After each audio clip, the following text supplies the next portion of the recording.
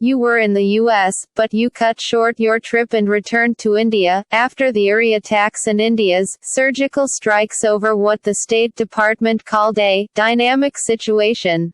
How closely did the US and India work in the aftermath of the attack?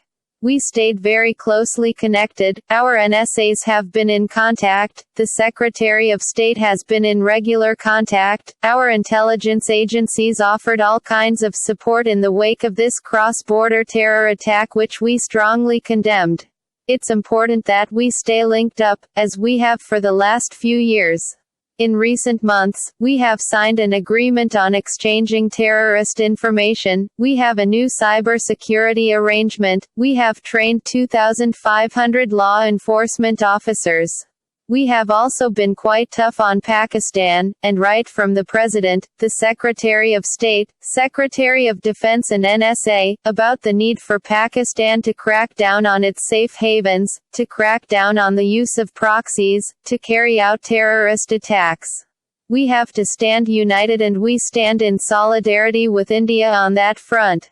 On the day India launched cross-lock strikes, NSA Ajit Doval spoke with NSA Susan Rice. Was the US aware India was going to launch cross-lock strikes that day?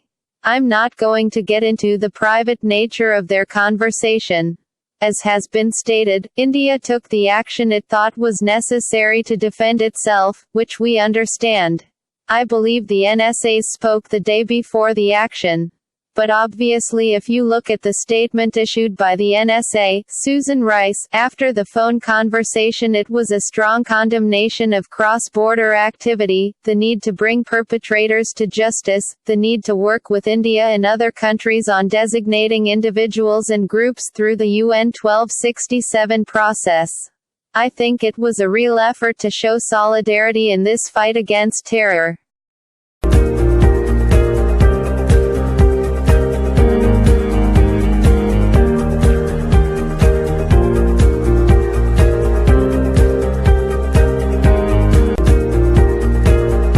One question that keeps coming up is that the US pays lip service to cooperation with India on cross-border terror from Pakistan, but on the ground, it has little impact. Arms sales to Pakistan continue, military relations continue. When the US drones attack terror camps in Pakistan, they are never on camps that hold letter gem militants. Look, it's important we look at the same set of facts.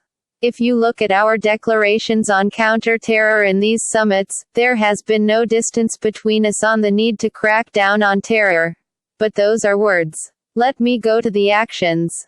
I think people may not know that U.S. military assistance to Pakistan since 2011 is down 73%, U.S. economic assistance to Pakistan since 2011 is down 54%, $300 million of assistance has been withheld, and we have taken steps to protect our interests as well.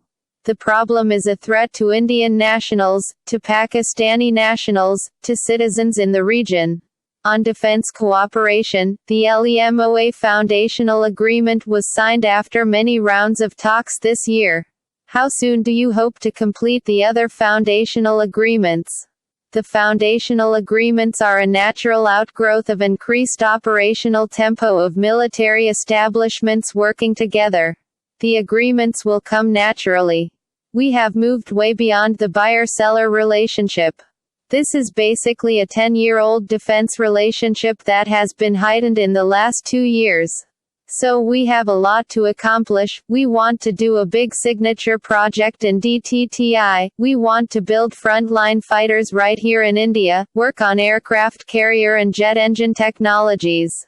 As Secretary Carter says, it is a strategic partnership across Southeast Asia, where we hope to cooperate, but it's also a technological partnership.